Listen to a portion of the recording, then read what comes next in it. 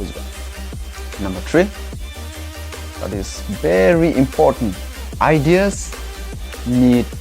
action बेखौ जों break it down खालामोबा बेयो जागोन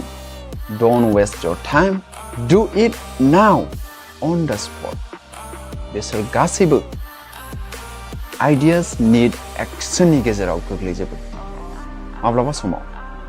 जोंनियाव आइडिया फैयो बिजनेसनि जाय खामानिनि जाय बिजनेसनि आइडियाया जोंनि मेलेमाव हाबनानै जायखौ जोङो पुरा जोङो ब्रेनावहाय प्रेक्टिस खालामो माने गावनि सिङावनो प्रेक्टिस ना केलकुलेसन जोंनाव थाबाय थायो जाय खामानिखौ नोङो एक्सनाव लाबोआब्ला माब्लाबाबो रियेलिटियाव फैया जुदि नों सानबाय थायोब्ला नैबे दिनैनि टाइमाव माब्लाबाबो रियेलिटियाव फैया बेनिखायनो अन द स्पट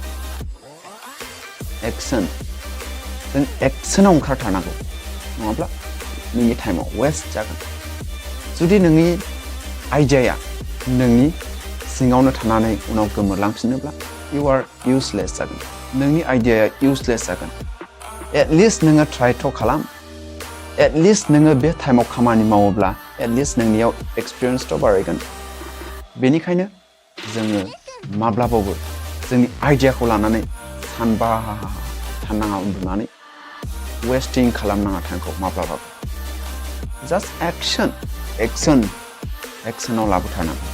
बेनिखायनो आं साफ्रोमखौबो नोंथांमोनखौ आङो टिचारखौ खोनासंजानो लुगैयो एडभाइजारफोरनि बाथ्राफोरखौ खोनासंजानो लुगैयो नोंनि खामानिखौ रेसपेक्ट खालामजानो लुगैयो लाजिनो नाङा खालामजानो लुगैयो आरो नाम्बार 3 नोङो नोंनि आइडियासनि सायाव एक्शन खालामनो